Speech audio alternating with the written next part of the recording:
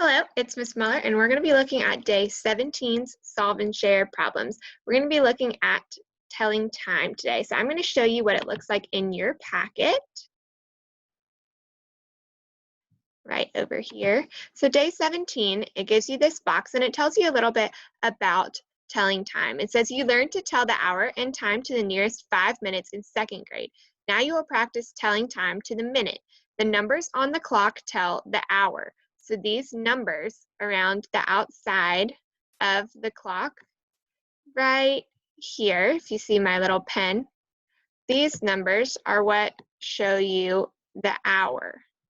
And then it says the lines and dots around the edge of the clock count the minutes. So if you see these little tick marks, they count each of the minutes. You can count minutes by fives on these lines.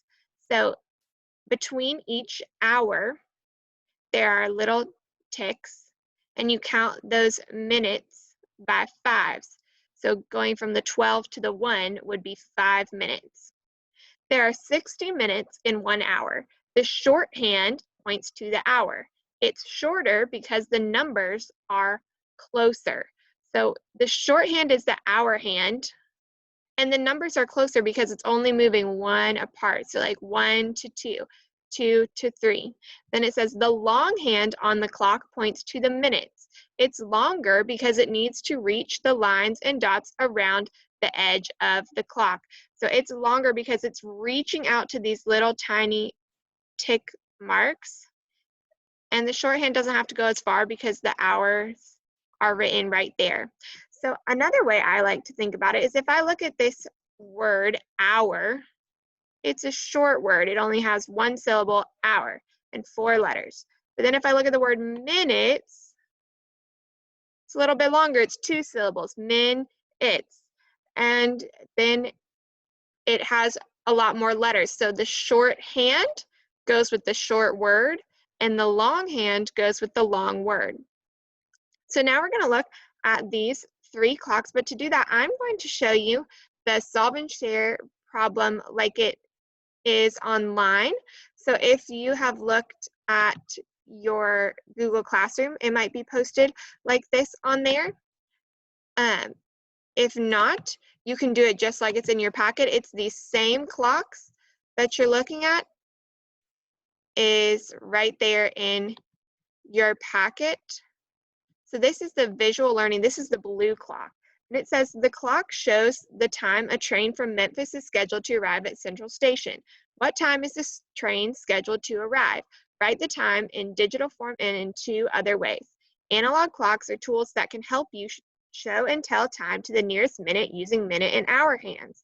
Digital clocks use numbers and symbols to show and tell time. You can also write time using words and numbers. So we're going to be looking at analog clocks, these type of clocks where there's the hour hand and the minute hand.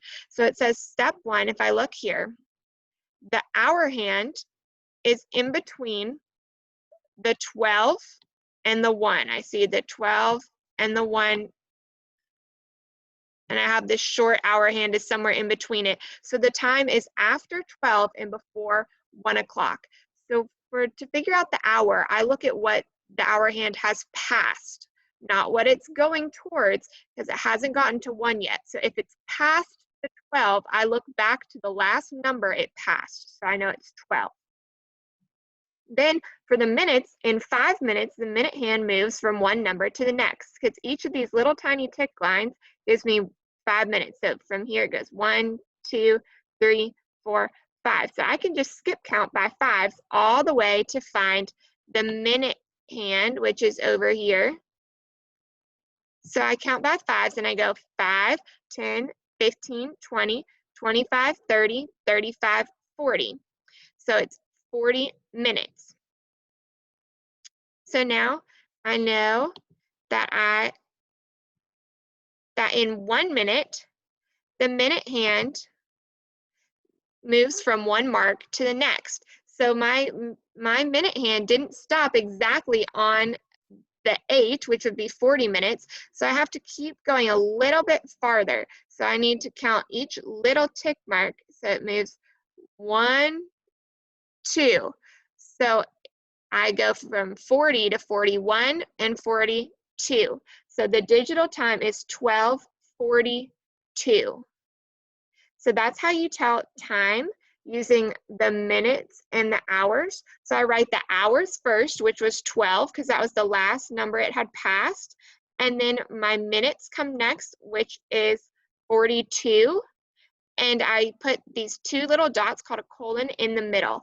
Now, we are going to look at the other solve and share problems next. So I'm just going to go back here. And we have these 3 clocks. I am going to show you back here where to find them. They are called the solve and share problems for 14-1. So I'm just going to make these clocks a little bit bigger.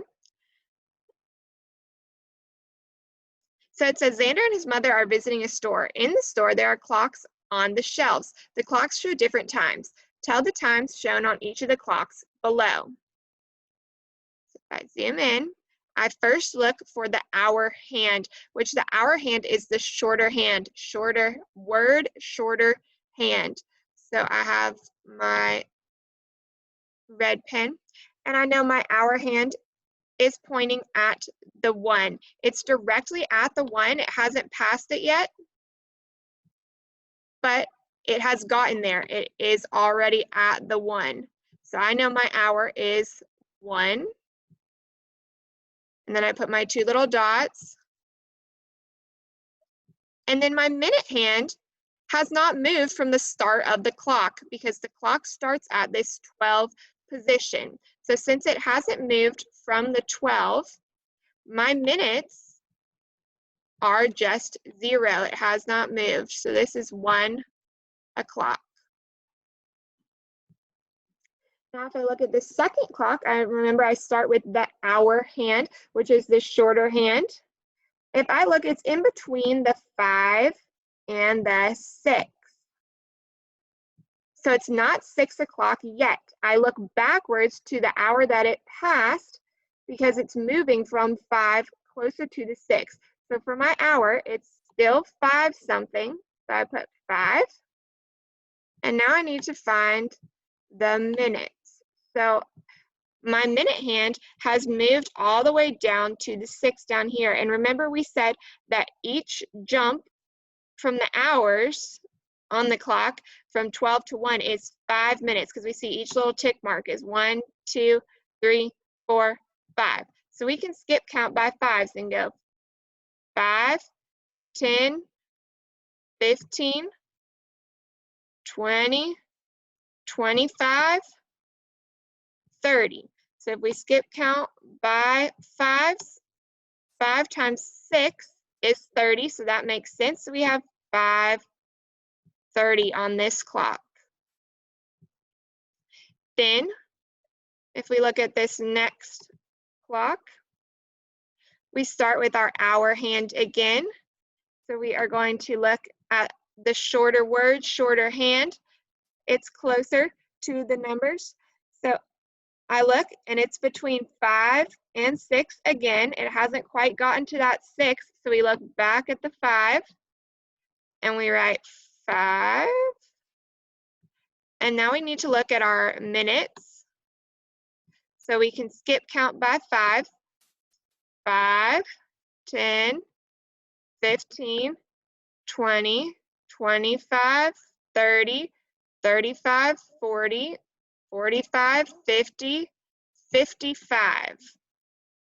So I put 55 right here because it lands exactly on this tick mark right here. It doesn't go any past it. Remember, if you skip count past 60, then it's been a full hour and it moves to the next hour. You shouldn't have any minutes past 60. So the most important thing when you're telling time is that you look first at the hour hand and you see which hour it's already passed if it's not quite at the next one, and you use that hour. And then for minutes, you skip count by 5 until you get to one of the larger tick marks at one of the numbers. And then if it's past the number, then you count the tick marks by 1s. So if my minute hand went out to here, I would just add 1 more minute and it would be at 56. So there's some more practice problems on Google Classroom if you would like to practice more with telling time, and we'll start with elapsed time tomorrow. Bye, guys.